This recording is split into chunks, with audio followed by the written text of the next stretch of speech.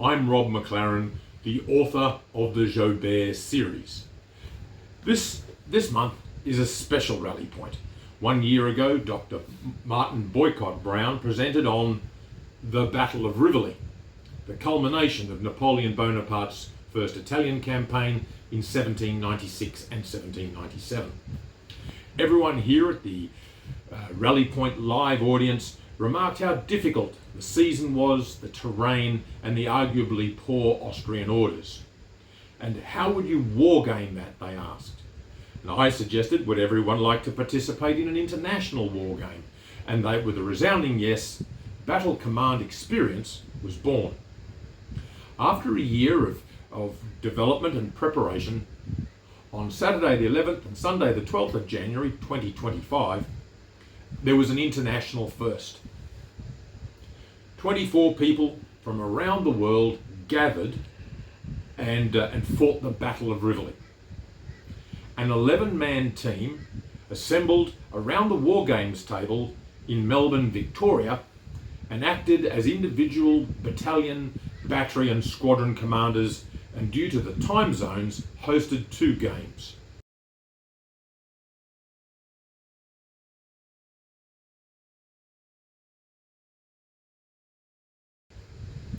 "13 brigade commanders in their home locations of Australia, Canada, France, Germany, New Zealand, United Kingdom, and the United States of America directed their forces using WhatsApp videos to speak to their regimental commanders and to view the battlefield, and WhatsApp text to send their written reports to their superior commanders.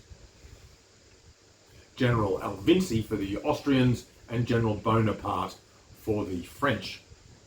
And this is the view those brigade commanders had of the field.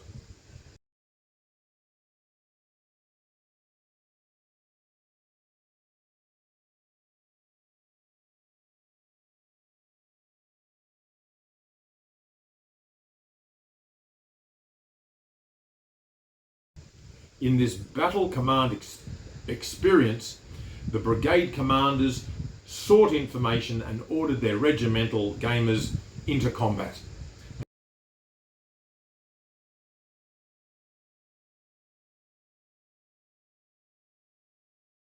And here now are those 13 brigade commanders sharing their views of battle command experience. Well, first of all, thank you, Rob, for arranging all this. Thank you to all the team in Melbourne. Superb. I really enjoyed it. Sorry about being late, but my stopwatch was hit by a musket ball on the way to the battlefield. So, first of all, thoroughly enjoyable. I agree I actually enjoy the fact that you're given a map, and actually in reality, when you go to deploy your troops, your regimental commanders are coming back and saying, there's not enough space, mate. You should have reconnoitered a bit better. I actually enjoyed that. I thought it might happen. It was a nice little twist to suddenly thinking, well, I can't put those troops where I wanted to now. I really should have gone and looked a bit more careful. The second thing I liked was obviously the video camera zooming in was pretty good. But what I actually thought was really particularly fun was the downtime, the silence in between the updates. Yes. Where you as the commander, and I think maybe you should encourage it a little bit more and stop because I was chatting non-stop, as you know, and having jokes and whatever. But it would be quite interesting to be able to stop that. Yes. And leave the person like me at the other end of the line going, what's going on? Yes. What's going on? Yes. Yeah. And add a little bit of, I'm not sure what's going on anymore. Yes. We need to step back from the battle, please, and tell me what's going on. Yes. Yeah? Yes. Yes. But overall, I thought that went brilliantly. I really hope tomorrow is a huge success as well. I play a lot of figure gaming, and one of the big things we've been talking about is what do rules need to cater for. Now, what I mean by that is it touches on what we just talked about. Do you really need a wargame set of rules to tell you that you need to test to change into square, test to change into line, test to change into column? The people in charge, the regimental commanders, battalion commanders, are trained. They know what they're doing. They would be ordering troops to do this stuff, assuming they could see what the threat was, of course. But it's a big discussion about how much, in my group anyway, about how much you need to micromanage. And I just think it's a general, this game has shown again that is a question, and I find that fascinating. The other thing I'd like to say is I would love to know how the Austrians ever got up that road and took that redoubt. Based on what we've seen, and I think I was talking to Rubino about it, most war game rules that I know, the Austrians would not have stood a chance. They would have been blown away, coming up that road in columns, smashed to bits. But somehow in reality, they did. Yeah, Tim said it's a tough mission for the Austrians. And then I have my script here, and it says battle command experience. And you said, Rob, yeah, it's the experience. And then my thought was, I know the battle because I've read it. I saw YouTube videos on it. So I have an understanding what's happening. But being in charge as a brigade commander and feel the decision making and feel the difficulties, and I have the San Marco Ridge line. I know there is a Leger regiment at least, and I have an Auftrag. I have to push onwards again south on the farm, as General Alvinci ordered me. So I have to make these decisions, and then I feel I have the experience what a tough mission it is that I have to accomplish. And that was my train of thought, where I said, okay, it's something different reading it or being in the saddle riding around and have to take these decisions. That was a good experience.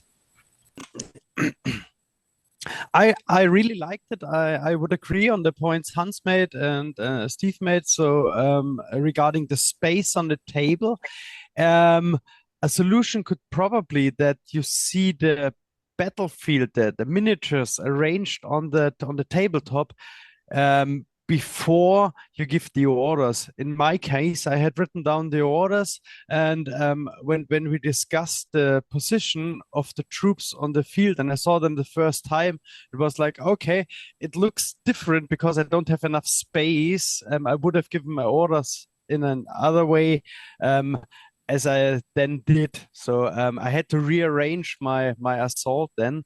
I really liked the limited field of vision, and I agree on the point that in the end it got better.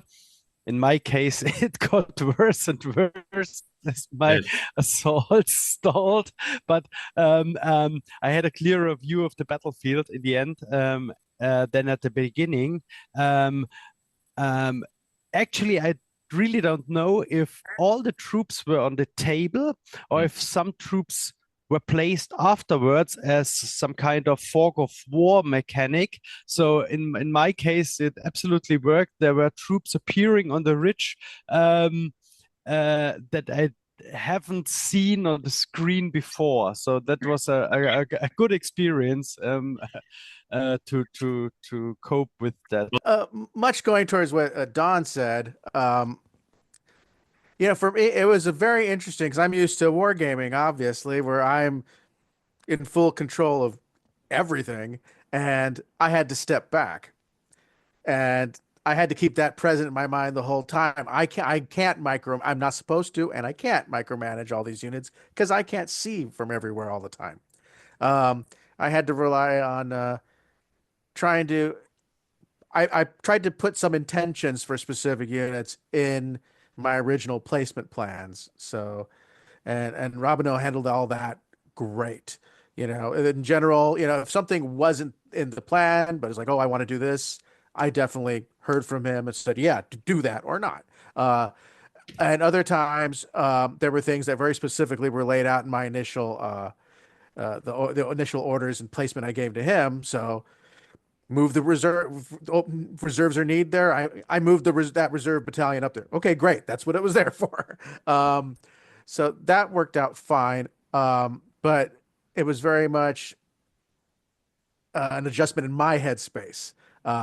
As far as and it was nerve-wracking because I'm used to seeing the whole table, knowing what I need to adjust at a moment's notice, and I'm sitting here waiting. I'm waiting to see what I see from my vantage point, or whatever. I'm waiting for the reports to come in, and it it was nerve. I was also expecting this third column to be coming straight for my position, and that's not what happened. Yes. And I had this sneaking suspicion even before we started that, you know, the Austrians would just kind of very much shift the focus to the left and try to roll that up. And I was not disappointed. But, all things considered, I don't think necessarily that, all respect to the Austrians, but I don't think they were necessarily going to roll up that left at all. I know John had that pretty well nailed down, and the hardest part for me was I felt very much like I was in a supportive role the whole time when I was chomping at the bit, but the instructions were clear, to hold that. So all I could do is adjust and support, which is what I did. Yes.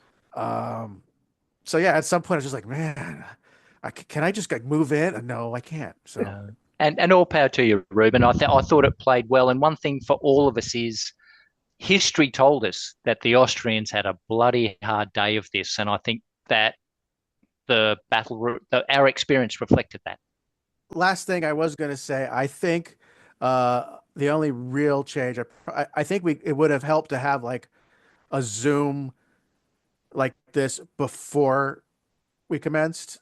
Yes. Like just a short one and just kind of get us rolling, and then another one wrap up at the end like this. But it was amazing. You managed to get people from like how many different places on the globe Yes. to come together to do this, and it worked twice. Yes. 2 times it worked. Well, I do want to say though that yeah, I would definitely do this again. It was a unique experience. It clearly wasn't a war game. It was, as advertised, a command experience, and it's by far more nerve-wracking to me than any board game. Well, I like the fact that you didn't really know what you were doing, couldn't really tell how much deployment space there was.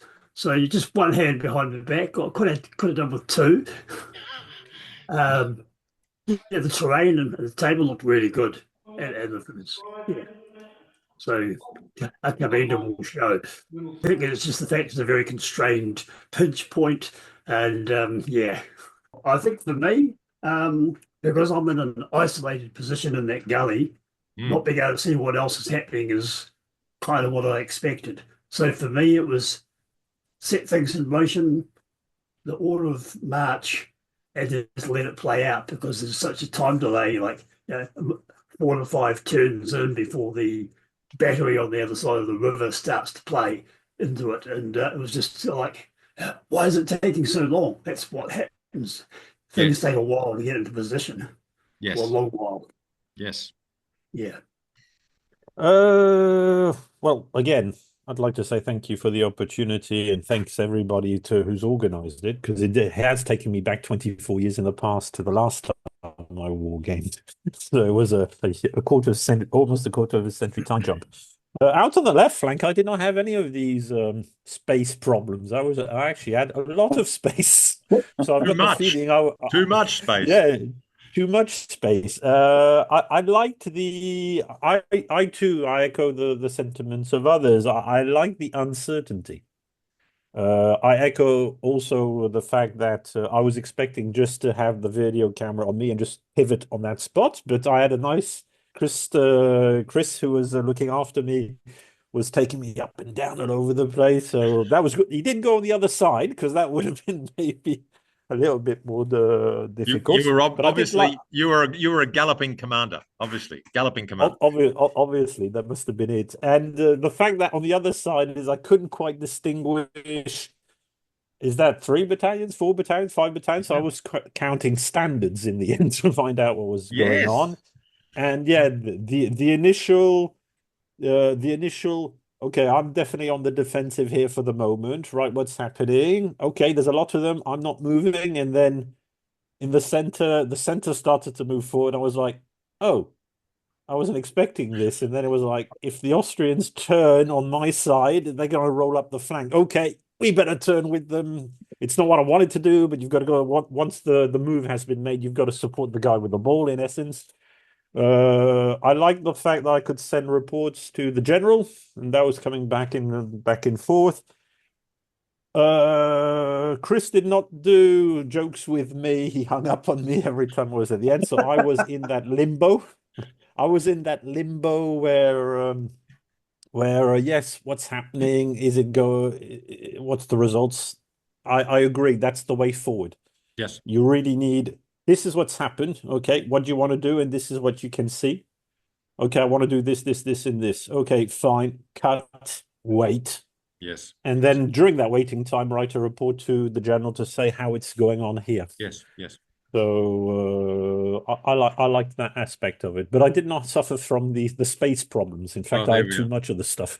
One point about the map. Yes, on the map we got, there was supposed to be a farm in front between me and the village. There was no farm, so something's happened as well. But at the same time, I've got the feeling map makers were generally not. The one thing I found strange is my initial orders. I asked for a company of skirmishers to be deployed in advance. Yes. And then I was told, your type of infantry does not have skirmishers. And I was like, in reality, I would have just said, that company, throw them out. Yes. So again, I'm just coming up with that. Right, we'll see. Yeah, it went as expected, very much. Yeah. And what was your expectations? Well, that it's a difficult one for the Austrians to win this. I mean, yes. the big problem for us this time around was the artillery. It was quite devastating by the French. We had nothing to reply with, which is fair enough if you go down that route down the side of a mountain. Yeah, I would agree on the point about understanding the space taken up by the units you've got. My suggestion to that would be, I mean, looking at the map again, your little marks against it, which I assume were 1 foot markers for an 8x4 table. Right. Oh, I see. Okay.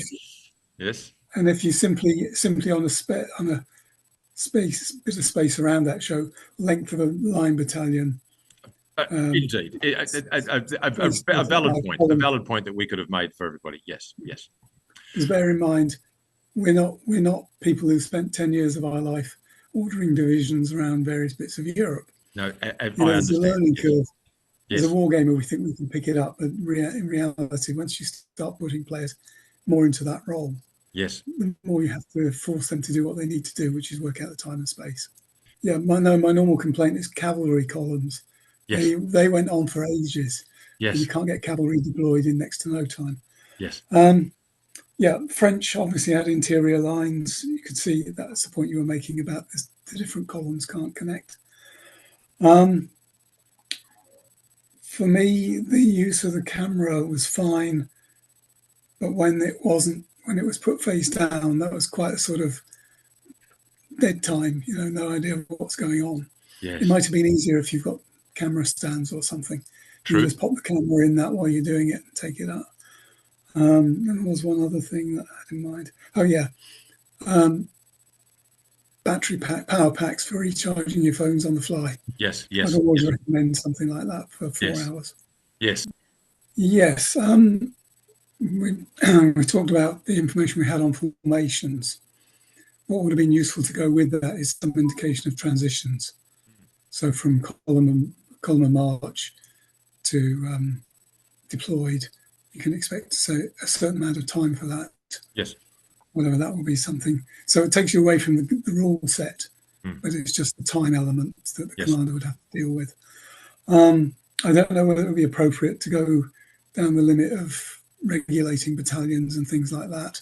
Yes. Which is a layer of complexity that maybe a lot of players haven't come across or haven't tried to put into games.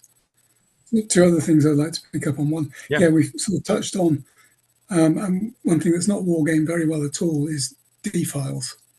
Yeah. Whether it's whether it's a narrow gorge like we have here, or even just how does a division cope with crossing a narrow bridge, Yes. going up a hill. Yeah. I encourage anybody who thinks about 1806 and what Bernadotte was doing, Yes. have a look at Google Earth. Yes. And have a look at the hill they had to try and get up. Yeah. You can see why it took forever. The other thing I was picking up, I mentioned the artillery that cost us quite dearly. I've been thinking about it. The ridges that they fired from weren't exactly brilliant for artillery. So whether that, if you go to the original Kriegspiel, yes, he sorts artillery out into good effect and bad effect. Yes. And I would classify firing from a hill where you can't see necessarily the full shot will be bad effect, not good effect. I like it a lot, especially since the communication was a bit difficult. So sometimes my subordinate was not doing exactly what I wanted. It's perfect that way. The only thing that I found a bit troublesome, it's hard to change that, is that I think that that game system is more like made for like if I'm a brigade commander in World War II and I'm not in front with the troops, so that I get reports and I don't see what is happening. But in this case, I was like in the middle of the redoubt. So at the start of the game, I found that the delay between what was happening and what I was seeing was a bit troublesome. But at the end of the battle, I was getting more pictures, like stop frames now and then, and I found that much better. But it's a bit of a hassle for my commander to take picture all the time. So perhaps I was thinking of perhaps an official photographer that could take pictures, but you need more people for that. That's the only small glitch. There was a small bit too much of a delay for the position I was in. So it is for the position I was in. But if I was like 1,000 paces behind the lines or in a larger battle, the rate of updating the info was perfect. Yes. In that specific tactical case, it was a bit bothersome. But as I said, at the end of the battle, I got a bit more picture, and it was excellent that way. So a good experience for sure. I wanted to say that I forgot. I played miniatures and war game. Like, well, I'm a war game designer. So I've seen all kinds of things like that. What I really liked was that compared to other full table games we play, I had only once my small part to see. I was always looking back on my shoulder. What is happening on the other side of the battle? I was always strict. I was not stressed out about what was in front of me. I was in full control with the excellent brigade regimental commander I had. But I was always stressing out about what was happening elsewhere, and I was not getting much report. So I was really more conservative than I could have been otherwise. So it constrained me into what if the Austrians comes through the third brigade? What is happening on the other side? I was really stressed about not the enemy, but the unknown, what was happening elsewhere. Is Napoleon going? Is the attack going well? Will I be surrounded? So I was really stressed out, not by my own battle, but what I was not seeing. And that's an experience I never had in any other games I played in over 30 years, 40 years. So it was really nice. Great experience. If you want to do that again, I'm all for it. We do want to do it again, and we'd like you to run it. We've actually set down the yeah, sure. You American, no problem. Canadians to the British. There was some fog of war, which is expected. I had thought, based on the map that we were given, that I was in a more constricted area where I kind of had to come down a pathway or a road, and then there was a ravine on my right and a ravine on my left. I didn't realize it was as open as it was. Yes. And then I thought on the map, there was a building that I thought the French would have, but then there was also a building over to the right, which I never even realized was that close to my right. I thought I was constricted by a ravine and vineyards on my right-hand side. But when I actually saw the table, it was kind of more open. Yeah. I had some bad cartography, which they probably had in those days, as well as I had some bad intel, yeah. which they probably had in those days. So it was what it was. I mean, we did what we did. I saw them come off the ridge, and I thought we may have a opportunity to go up onto the ridge. which we were going to try to do with either the cavalry and the grenadiers. Mm-hmm. But there was so much in the center and to our right that was going on that we more had to support the right. But we kind of had like the Airlines Corps between Quatre Bras and Waterloo. We had one unit that just marched back and forth. It never did anything the whole game, but just marched back and forth. So when I play a war game, I feel that's kind of a waste because why have troops on, the board if they're not gonna be engaged. And then also with like the reserves, my initial thought after we had our discussion is you could call them on if you needed them for a place where you thought you were going to exploit it. I didn't realize that they were already kind of locked into a certain area based on certain situations and conditions. So I felt that if I had had them and I could have blown through that gap on my left, I mean, that's a lot of reserve troops. They could have just pushed right through there and then went around and flanked the redoubt. But unfortunately, that wasn't what it was. And they got kind of, I hate having troops on the board and they're log jammed and they're never used and they just kind of just sit there on a board, but they're not used in a game. And I thought that we were going to be more of a tabletop view, me like from my bird's eye view, looking at the back of the heads of my troops. Yes. And seeing the table, but I got kind of more a 45-degree top down angle view of all my troops. Expecting, to have a balloon view. I was expecting to have just me looking at the back of my troops' heads and what the hell can I see view. So, but other than that, it was good. It played out. I mean, I think we did the best that we could in the situation that we were in. We kind of held our own. I think the only thing we lost was our artillery. So, overall, I thought it was awesome. It was a little lag times at points, but I know, from playing war games, sometimes turns take longer to work things out and everything else. I just wanted to mention I have a friend. His name's Thomas Garnett. He was good friends with Rich Hasenauer, and what he did was he converted all the regimental Fire and Fury and the brigade Fire and Fury over into the Italian campaign for Napoleonics. He actually released two books that you can find under his name that are scenarios, and they're all for the Italian campaign. But so he did Rivoli, he did Castiglione, we did Arcoli, we did all kinds of bad. I helped him play test it and everything. So I was going to say, if you want it in the future, I can either send you what he has, or if you take a look at those things, or I can even get with him. Yeah, what was good is you have only a very bad vision, actually. You hardly see what's going on in front of you. In the end, it's getting more and more clear. In the beginning, you have hardly any clue what's going on. In the end, it's getting better. Yes. So, and I think the main importance in a tactical battle are the battalion commanders and less so the divisional commanders, because the battalion commanders, they are on the spot. They have to use the tactical tools they have to force the decision they are getting ordered to. Yes, yes. What should be better may be to see at least what amount of space your units are occupying, because I was reading the map that I got drawn completely wrong. Yes. I thought I had more room to maneuver. Yeah. Yeah. Then, of course, the next thing maybe which could be a bit done better is I was under the impression I always get a field of vision where my commanding figure stands. Yes. But I got it most only from behind my complete battlefield line. It made me a bit realize how important the battalion commanders are. Yes. They use the tactics on the spot, and they actually will enforce your sketchy battle plan. Yeah.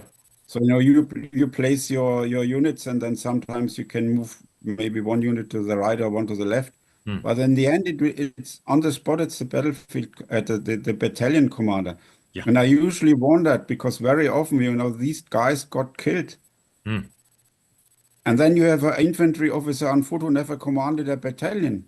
Yeah. How did they keep all these tactical finesse upright?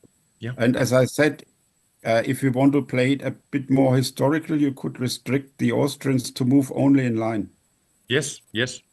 So like not the double-spaced line, but or double-ranked single unit and so on. Yeah. But unfortunately, they have to move only in line, which would make any offensive even more difficult for them. Yes, yes. So they are really in a not good strategic, great tactical position. And Yes. as it was said before, if you make the map, maybe next time you just place one battalion in scale on the map, so you know about what when you place your troops, Yes. what kind of frontage you have. But otherwise, I would like to know what experienced wargamers say. How did this feel in contrast to a usual war game where you have the bird's eye view? I think from my point of view as a divisional commander, it was good experience actually. Yes. Yes. Yeah, I enjoyed it. The good thing about it was, unlike a normal war game, I play a lot of online war games. You had the right sort of visibility. I mean, you'd be on a horse, there'd be lots of smoke, confusion, wounded men, dead men, and because you couldn't see so much, and my video didn't work all the time. I think that was a good thing because you would be relying on your aide de camp and the people up the front to tell you, and I thought that worked very well. Your man there, Hans, basically. The difficulty I found was I read the map. I think I got the map more or less right. I knew it would be a bottleneck. I knew it would be difficult. And Jono, the chap I was working with, did very well to sort of interpret my orders. I thought he did a very good job. And it made it very interesting. I personally, next time, if I can have an idiot guide to the rules, that would be good. Secondly, like Hans, I was really unsure. I was in a sort of like a sheer wall of rock on one side and a river on the other. I wasn't sure if I could deploy 2 battalions or not. Now, that's difficult to envisage. As it happened, it wasn't that bad. It was always going to be difficult. But I guess, possibly a bit more of an idea of just how wide that bottleneck was. Was it wide enough to do that formation? I think it's a incline or something with 2 battalions. That would be handy. Fortunately, the chap who was doing it did very well, and it was all okay. We did take something. But yeah, I thought it was good. I thought it worked well. I mean, compared to your normal, like drone view of the battlefield, I thought it was very good. That was my opinion. I thought it worked well. It was like your man said. It was a good experience of actually, because normally in a figure war game and in fact in a lot of computer games you do see a lot of what's coming, and here you couldn't see what was coming. I played the big one of the first Battle of 1813, Gross-Scorchen, I think it is. Basically, I got the stuff on. The guy didn't see my reserves coming on. I had Bertrand, and basically when they did come, it was a shot. But once they were on, you could see them. Whereas here, I really couldn't see. The only thing I would say is possibly I wouldn't mind having the rule set, purely because I was worried, like if I had, for instance, the chap told me basically it's a good idea to move in March column. My problem was what I thought might happen was if I was the French, perhaps I threw out some Jaegers, a couple of artillery so I could deploy. But I thought the French might just charge a column into me while I was in March column, crash through the Jaegers, hit the artillery before they're on limit, and then in most rules, when you get that, they run backwards. They disorder everything behind it, and the whole Austrian column in that little narrow, ravine. I thought that could completely dissolve. So what I tried to do was put the front 2 columns into the attack formation. I think it's sort of like was it double line or something? But then it turned out I don't think double line would fit in that. So I think, as somebody else said, a good idea would be to have a map, have a picture of the battlefield, then say, right, this is what the attack column looks like, and will it fit in this ravine? Would in my case, I had a sheer rock wall on one side and a river on the other. So perhaps. I don't mind reading through some of the rule set. I'll manage it somehow and get an idea of what formations will fit where. Because I would assume that as a brigade commander, I'd know because I'm not an idiot and I've deployed the brigade before. Basically, what would fit where and what would fit where, and also if I put something in front of something else, it's going to go so far back if it doesn't sort fails, and it'll just sort the things behind me. Because if I was an Austrian commander, I'd forget my name. Was I Ott? Maybe I was Ott. I don't know. Basically, I've forgotten now. But basically, I'd know whether it would be a massive screw up to put things too close together. So I possibly apply the rules that I think, right, okay, this thing needs to be 6 inches behind that, and a march column's never going to go through it. So I think John O had to say, look, this is not going to work. You're going to have to put it in march column, which is fine. He was very good about that. But those are the only. I have no criticisms at all. It was great fun, and thanks for organising it big time. But those are the only things I'd say, and I thought it was a very good experience for me indeed. I thought it was a fascinating experience. I mean, I knew that it wasn't going to be like playing a war game. You'd give me a very clear brief about that in our conversation prior, Rob. It was certainly nerve-wracking. I had a very good regimental commander on the ground who I didn't micromanage. I tried to give him clear orders. I was very fortunate that my citizen brigadier on my right, Ruben, we were in very close contact. I tried to maintain communication with Generals Massenet and Bonaparte, and I was well supported. Those Uhlans scared the shit out of me, but they didn't come on, and it was tremendous. I've spent 20 years working for a union doing collective bargaining, and at one point I thought this is very similar to collective bargaining in that you have a bit of an interaction, and then you sit around waiting and thinking what they're going to come back with, and then bang, and it comes back, and then you're out again. So tremendous all round, and thank you to everybody. And Rob, a huge thank you to you. I know the work you put in here, and man, I know it's like herding cats. So yeah, good on you, mate. Rob, as you know, I visited the battlefield in 2022, and so today was really, really fantastic to go back there, as it were, through this experience. And I think it's been a triumph, and I'm definitely up for doing this kind of thing again, and anything I can do to assist or to help with the organisation, sing out. G'day, everybody. Look, I really enjoyed it, and I hope everybody did too. And I really want to take my hats off to all the people who played the war game on the table. So what do I think worked well? I think we actually got a global group of people to play a game together. And Rob, you got to do it twice. Some people got to do it once. But I think that's a pretty cool outcome. I haven't done that before, so that's great. The second part, I think, is that what we could do better is understanding the role of the column commander. And the reason I think that's something we could do better, and it sort of echoes Chris's points, you've got a group of gamers playing a table and they're used to playing on their own. So they see themselves as the column commanders. So how do you sort of disentangle them and say, you guys run each battalion, but I want you to refer to me for what the column does? And so I think that Charles and David, who were my gamers, did a really good job. They said, hey, Don, we want to commit the cavalry. And I said, hey, look, I don't want you to. And they said, all right, we won't. And that's, I think, the essence of how the game played. And I said, this is what I want you to do. This is what I don't want you to do. And the guys conformed to that with a little bit of initiative. So what worked well is we ran a global game. What could work better is helping people disentangle what a wargamer does normally on a table versus how they take instructions from their column commander or brigade commander. And I think, Rob, the one thing that I think would be more helpful is if we started with everybody getting almost a central brief for 5 or 10 minutes to set the rules of the road. I think if we'd have done that in the first 5 to 10 minutes, you would have looked at people and said, you're the gamers, you're the column or brigade commanders, here's how I want the world to split. A really short exercise in saying what's your sphere of accountability or role. Yep. So they're my 3 points. No. And just to let you know, I admire the French, but we took the far left of the French line. It was only a matter of time until we wrapped it up. So I think we achieved our aim. No, I've got to say I thoroughly enjoyed it. I'm not, getting up in the morning bit was very exciting. That was lovely. But no, I would say the only thing with any war game, if you get bogged down on one side of the battlefield, sort of things move a bit slower on the other side of the battlefield. I think when you're going to do it again tomorrow, Rob, you might want to push that sort of first column on a bit. I don't know, Mark, whether you felt you were under enough pressure. What pressure? Exactly. So moving the Austrians forward a bit would probably give the French a bit more to think about. No, but other than that, it was a lovely idea. Really, really good. I've had to start smoking just to come up with a back of a fag packet to come up with a plan on. But apart from that, it was. There we are.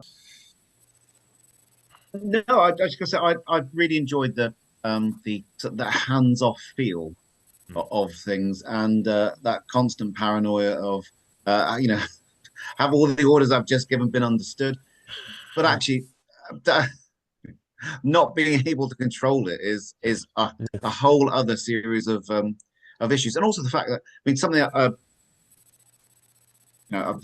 regularly had from the mega games that I've run in the past is that something's happening over on the left-hand flank, and you know what? You don't care.